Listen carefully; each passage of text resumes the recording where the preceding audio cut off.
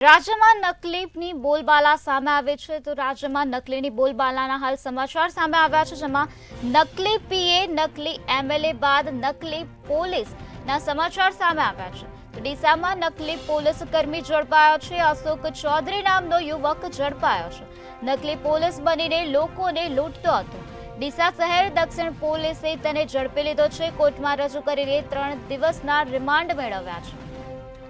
રાજ્યમાં નકલીની બોલબાલા ચાલી રહી છે, ત્યારે નકલી પીએ, નકલી એમએલએ બાદ નકલી પોલીસ કર્મી ઝડપાયો છે। ડીસામાં નકલી પોલીસ કર્મી ઝડપાયો હોવાનું સામે આવ્યું છે, જેમાં અશોક ચૌધરી નામનો યુવક ઝડપાયો છે।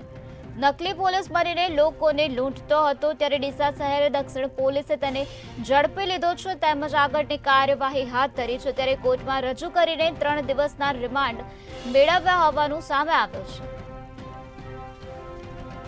રાજ્યમાં દિવસે ને દિવસે નકલીની બોલબાલા વધી રહી છે, ત્યારે નકલી પીએ અને એમએલએ બાદ હવે નકલી પોલીસ કર્મીના સમાચાર પણ સામે આવ્યા છે। ડીસાના સમાચાર છે, જેમાં ડીસામાં નકલી પોલીસ કર્મી ઝડપાયો છે। તો નકલી પોલીસ કર્મીનું નામ અશોક ચૌધરી છે। નકલી પોલીસ બનીને લોકોને લૂંટતો હતો। તો આજ મુદ્દે વધુ માહિતી આપવા માટે આપણી સાથે સંવાદદાતા પ્રકાશ ત્રિવેદી જોડાઈ ગયા છે। જી પ્રકાશ, તો રાજ્યમાં નકલીની બોલબાલા થઈ રહી છે, ડીસામાં નકલી પોલીસ કર્મી ઝડપાયો છે, તે વિશે શું છે વધુ વિગત? નિરાલી, ચોક્કસથી જો વાત કરવામાં આવે તો રાજ્યમાં હાલ નકલીનો દોર ચાલી રહ્યો એવી અનેક ઘટનાઓ સામે આવતી હોય છે।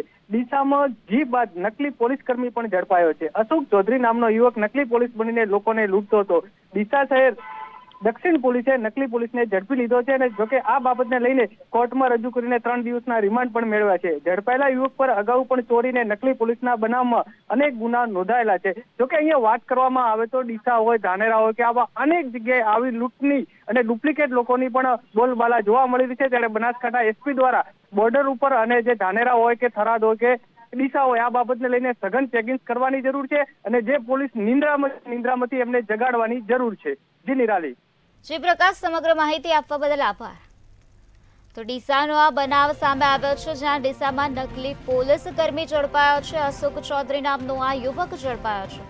નકલી પોલીસ બનીને લોકોને આ વ્યક્તિ લૂંટતો હતો। ડીસા શહેર દક્ષિણ પોલીસે આ વ્યક્તિને ઝડપી પાડ્યો છે। કોર્ટમાં રજૂ કરીને 3 દિવસના રિમાન્ડ મેળવવામાં આવ્યા છે। નકલી પીએ, નકલી એમએલએ બાદ હવે નકલી પોલીસ કર્મી પણ ઝડપાયો હોવાનું સામે આવ્યું છે। ડીસાનો આ બનાવ છે, જેમાં ડીસામાં નકલી પોલીસ કર્મી ઝડપાયો છે। તો આ નકલી પોલીસ કર્મીનું નામ અશોક ચૌધરી છે। નકલી પોલીસ બનીને અશોક ચૌધરી યુવકોને લૂંટતો ઝડપાયો છે। નકલી પોલીસ બનીને તે લોકોને લૂંટતો હતો। ડીસા શહેર દક્ષિણ પોલીસે તેને ઝડપી પાડ્યો છે।